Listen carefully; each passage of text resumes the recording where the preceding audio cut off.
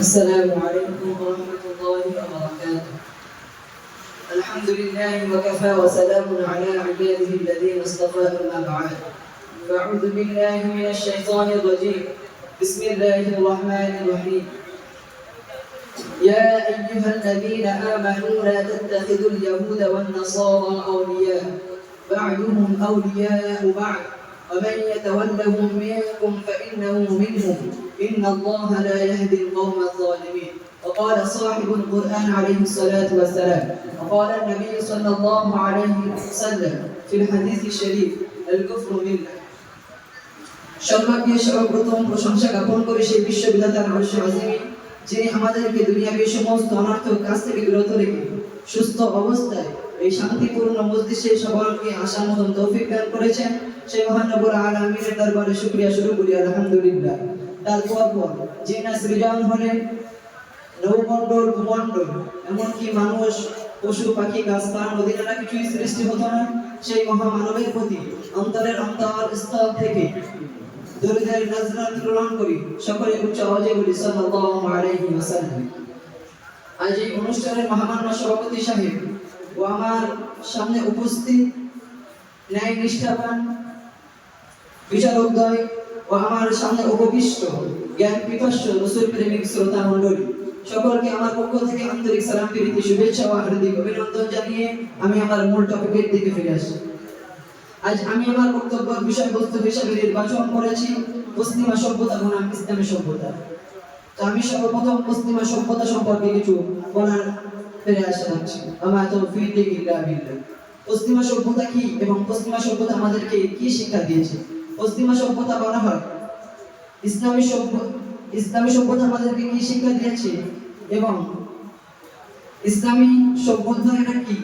ইসলামী সভ্যতা হলো ইসলামী নিয়ম নীতিকে মেনে জীবনকে অতিবাহিত করাই হলো ইসলামী সভ্যতা।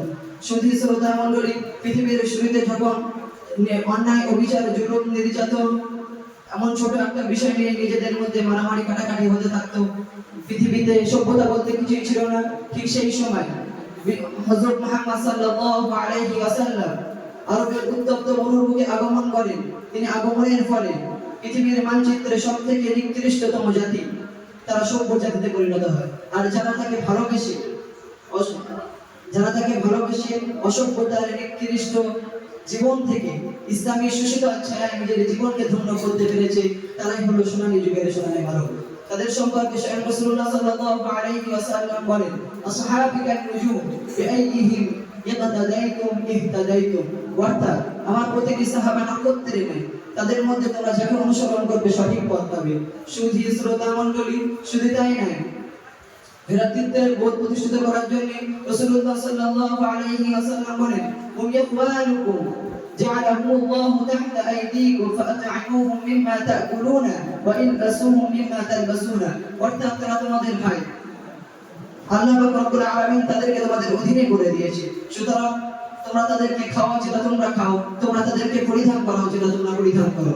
শুধু শ্রোতা মণ্ডলী, রাসূলুল্লাহ কারীম সাল্লাল্লাহু আলাইহি ওয়াসাল্লাম সাদা ও কালোর মাঝে পার্থক্য দূর করে ঘোষণা করেন, ওয়ালা লিআহমার আলা আসওয়াদ ওয়ালা আসওয়াদ আলা আহমার ইল্লা বিত্তাকওয়া। অর্থাৎ শ্বেত বর্ণের উপরে কৃষ্ণাঙ্গের কোনো অধিকার নেই, কৃষ্ণাঙ্গের উপরে শ্বেত বর্ণের কোনো অধিকার নেই। রাসূল কারীম সাল্লাল্লাহু আলাইহি ওয়াসাল্লাম আরব অনারবের পার্থক্য দূর করে ঘোষণা করেন, লা ফাদলা লিআরাবিয়্যিন ওয়ালা আ'জামিয়্যিন আলা আরাবিয়্যিন লা ফাদলা লিআরাবিয়্যিন আলা আ'জামিয়্যিন ওয়ালা লিআ'জামিয়্যিন আলা আরাবিয়্যিন। অর্থাৎ একজন আরবিয়ানের উপরে অনারবের কোনো শ্রেষ্ঠত্ব নেই, একজন অনারবের উপরে একজন আরবিয়ানের কোনো শ্রেষ্ঠত্ব নেই। শুধু শ্রোতা মণ্ডলী, তো আসুন আমরা একটু পশ্চিমা সভ্যতার দিকে দৃষ্টি নিক্ষেপ করি যে পশ্চিমা সভ্যতাটা কি এবং পশ্চিমা সভ্যতা আমাদেরকে কি শিক্ষা দিয়েছে। পশ্চিমা সভ্যতা বলা হয় ইসলাম পরিপন্থী, ইসলামের বিপরীত কাজ করা এবং মজ্জাহীন জীবনযাপনকে পশ্চিমা সভ্যতা বলা হয়।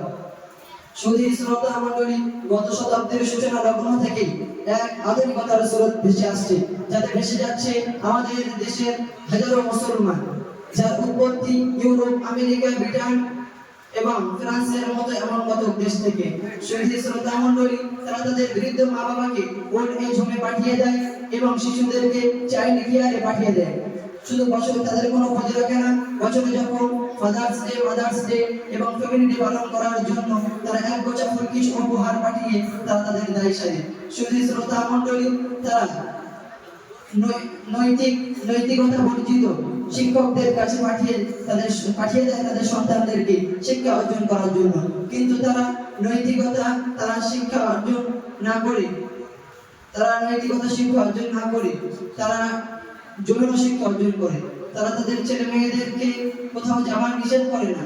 তারা রাত বেরাত একে অপর তারা রাত বেরাত তারা সারা রাত ধরে বিভিন্ন পার্টিতে, নাইট ক্লাবে এবং বাড়ি গিয়ে নাচ গান মদ্যপানে লিপ্ত থাকে। তারা মদ্যপানে লিপ্ত থাকে। তাদেরকে কোনো কৈফিয়ত দিতে হয় না। সেখানকার দৃশ্যের কথা দেখলে দেখা যায় যে প্রতি 2 মিনিটে একজন করে মহিলা ধর্ষিত হচ্ছে। যদি তাকে 1 ঘন্টায় দেখা হয় তাহলে 30 জন, যদি সারাদিনের কথা বলা হয় তাহলে 720 জন একদিনে ধর্ষিত হচ্ছে। আজ তারাই কত উন্নতি, তাদের উন্নতির এই অবস্থা। শুধু শ্রোতা মণ্ডলী, পবিত্র কোরআনে আল্লাহ রব্বুল আলামিন জানিয়ে দিয়েছেন, ওয়াসাইনাল ইনসানা বিওয়ালিদাইহি ইহসানা, অর্থাৎ তোমরা তোমাদের মা-বাপকে সেবা করো। সেখানে তারা মা-বাপকে ওল্ড এজ হোমে পাঠিয়ে দেয়। পবিত্র কোরআনে আল্লাহ রব্বুল আলামিন জানিয়ে দিয়েছেন, ওয়ালা তাকরাবুজ জিনা, অর্থাৎ তোমরা অবৈধ সম্পর্ক এবং জিনা ব্যভিচারের আশেপাশে যেও না। সেখানে তারা জিনার মতো এরকম নিকৃষ্ট কাজ জনসম্মুখে করে, তাদেরকে বাধা দেওয়ার মতো কেউ নেই। শুধু শ্রোতা মণ্ডলী, আল্লাহ রব্বুল আলামিন পবিত্র কোরআনের মধ্যে বলেন, ওয়ালা ইয়াবিতুনা লিরাব্বিহিম সুজদান ওয়া কিয়ামা, যদি তোমরা সুখ পেতে চাও তাহলে রাতের গভীর অন্ধকারে আল্লাহর কাছে সিজদায় ঝুঁকে যাও এবং দুই হাত তুলে এই কথা বলো, তোমাদের বেদনার কথা তুলে ধরো। শুধু শ্রোতা মণ্ডলী, সেখানে তারা রাত বেরাত বিভিন্ন পার্টিতে গিয়ে, নাইট ক্লাবে গিয়ে তাদের সময়কে নষ্ট করে।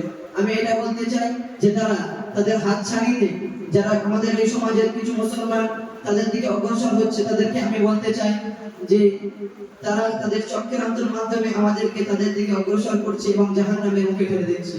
আল্লাহ রব্বুল আলামিন আমাদেরকে যেন তাদের চক্রান্ত থেকে হেফাজত করে এবং সুন্নতি নিয়ম এবং কোরআনের বিধানকে নিজের জীবনে বাস্তবায়ন করার মতো তৌফিক দান করেন। আমা তৌফিক ইল্লা বিল্লাহ।